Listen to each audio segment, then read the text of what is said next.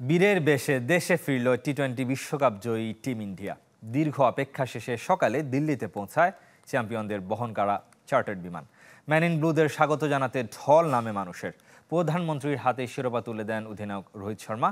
Champion বরণে প্রস্তুত মুম্বাইও, সেখানেই হবে ছাদ খোলা বাসে প্যারেড।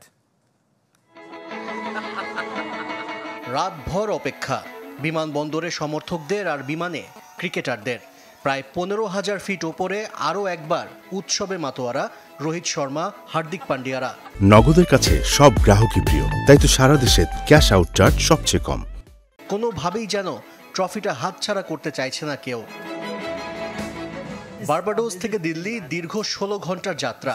ক্রিকেটারদের সাথে দেশে ফিরেছেন ভারতীয় সাংবাদিকরাও। হারিকেন বেরিলের কারণে কয়েক দফা দেরি হলেও শেষ পর্যন্ত বাংলাদেশ সময় বুধবার দুপুর 2:30টায় এয়ার ইন্ডিয়ার চার্টার ফ্লাইট ব্রিজটাউন ছেড়েছিল। এত লম্বা সফরের পরও ক্লান্তি ভর করেনি যেন। ইন্দিরা গান্ধী বিমানবন্দরে হাজারো মানুষের ঢল। বিরাট কোহলি, জাসপ্রীত বুমরাদের এক পলক দেখার জন্য উদ্গ্রীব ভারতীয়রা। বিজয়ীদের স্বাগত জানিয়েছেন বিসিসিআই সচিব জয় শাহ। সেখানে কেক কেটে বিজয় উদযাপনের এক পর্ব সারেন রোহিত শর্মার দল। বিমানবন্দর থেকে হোটেলে গিয়ে কিছুক্ষণ বিশ্রাম নেয় টিম ইন্ডিয়া। এরপর 2 স্টার জার্সি পরে প্রধানমন্ত্রীর বাসভবনে যায় চ্যাম্পিয়নরা।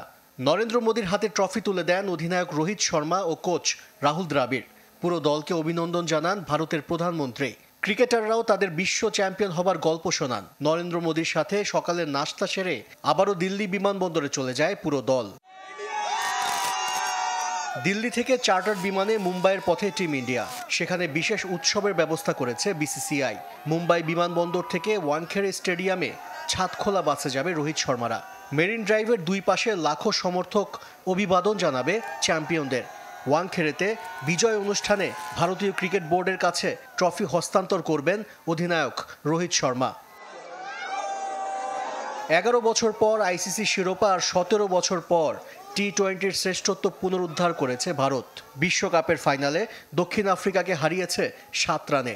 হারিকেন বেরিলের কবলে পড়ে ফাইনালের দিন থেকেই হোটেল বন্দি ছিল টিম ইন্ডিয়া, সাথে উদযাপনটাও।